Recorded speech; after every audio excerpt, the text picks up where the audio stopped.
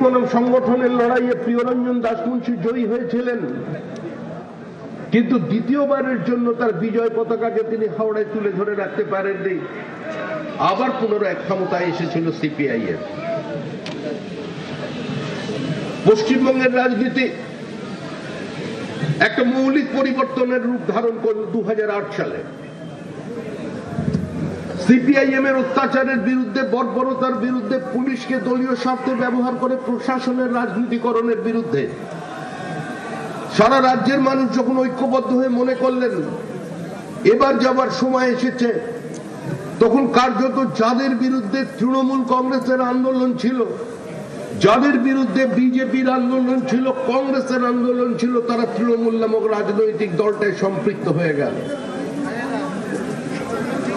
2011 সালের নির্বাচন মানুষ জানতেন দীঘা গোয়া হবে না, কলকাতা লন্ডন হবে না, দার্জিলিং সুইজারল্যান্ড হবে না, পশ্চিমবঙ্গের 40,000 বন্ধ কারখানার দরজার তালা খোলা যাবে না, বেলিলিয়াস রোড, বেনারস রোডের চেহারা পরিবর্তন করে দেওয়া যাবে না, দাসনগরে নতুন কোন শিল্প আসবে না, নতুন কোন ভারী শিল্পের সম্ভাবনা তৈরি হবে না।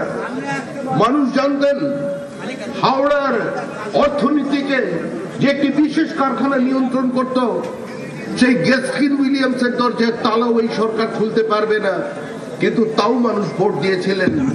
মানুষ ভোট দিয়েছিলেন একটা ঔদ্ধত্যের বিরুদ্ধে, মানুষ ভোট দিয়েছিলেন নীতিহীনতার বিরুদ্ধে, মানুষ ভোট দিয়েছিলেন প্রশাসনের রাজনীতিকরণের বিরুদ্ধে, মানুষ মুক্তি চেয়েছিলেন। মমতা বন্দ্যোপাধ্যায়ের সামনে ইস্যু ছিল একটাই, রেস্টোরেশন অফ ডেমোক্রেসি, গণতন্ত্রের পুনঃপ্রতিষ্ঠা। আমি আমার মতো করে কথা বলবো, আমি আমার মতো করে রাস্তায় নামবো, আমি আমার মতো করে প্রতিবাদ করব, আমি সরকারের নীতি সিদ্ধান্তের সমালোচনা করব, আমি মিটিং করব, মিছিল করব, ধর্ণা দেব, বন্ধ করব। এই অধিকার আমার, গণতান্ত্রিক অধিকার। এই অধিকার ভারতের সংবিধান আমাকে দিয়েছে। আমি নির্বাচনে অংশগ্রহণ করব যদি সংখ্যাগরিষ্ঠতা পাই।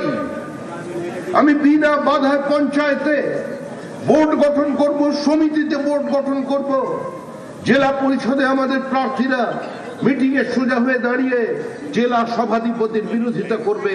এই গণতান্ত্রিক পরিবেশ ফিরিয়ে আনার স্বার্থে মমতা বন্দ্যোপাধ্যায়কে মানুষ ক্ষমতায় এনেছে। কিন্তু আজ পরিবর্তিত পরিস্থিতি। পশ্চিমবঙ্গের মানুষ দেখছেন একটা সাংবিধানিক প্রক্রিয়া চলেছে। নির্বাচন কমিশন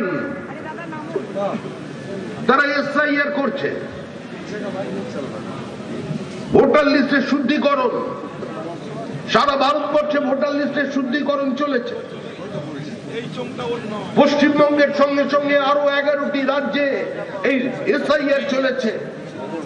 কোথাও কোনো সংঘর্ষ নেই, কোথাও কোনো আত্মহত্যা নেই, কোথাও সরাসরি একটা সাংবিধানিক সংস্থাকে কদর্য ভাষায় আক্রমণ নেই।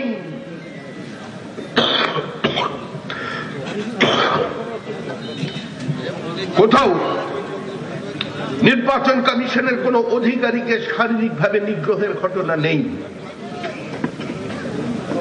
কি করছে নির্বাচন কমিশন?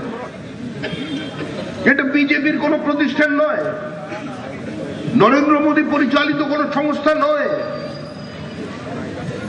এটা মুখ্যমন্ত্রী মমতা বন্দ্যোপাধ্যায় পরিচালিত রাজ্য নির্বাচন কমিশন নয়।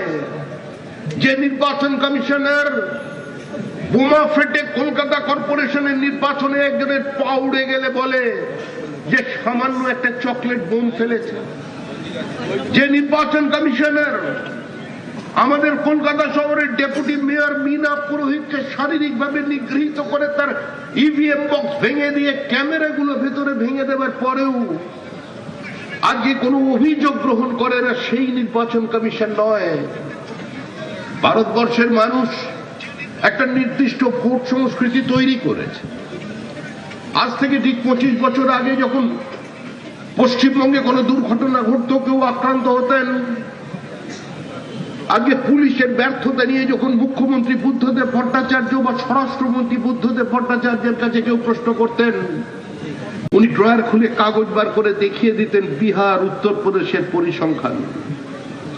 আর আজকে বিহার উত্তরপ্রদেশ তাদের নির্দিষ্ট ভোট সংস্কৃতি থেকে বেরিয়ে আসতে পেরেছে। আমরা পশ্চিমবঙ্গের বাঙালি। একটু আগে ভারতীদি বলছিলেন আমাদের বঙ্কিমচন্দ্রের বাংলা, শরৎচন্দ্রের বাংলা, রবীন্দ্রনাথের বাংলা, রামকৃষ্ণের বাংলা, সারদা দেবীর বাংলা। আজকে আমরা বাংলা এগিয়ে যাচ্ছি না পিছিয়ে যাচ্ছি, এই নির্বাচনে আপনাদেরই সেটা স্থির করতে হবে।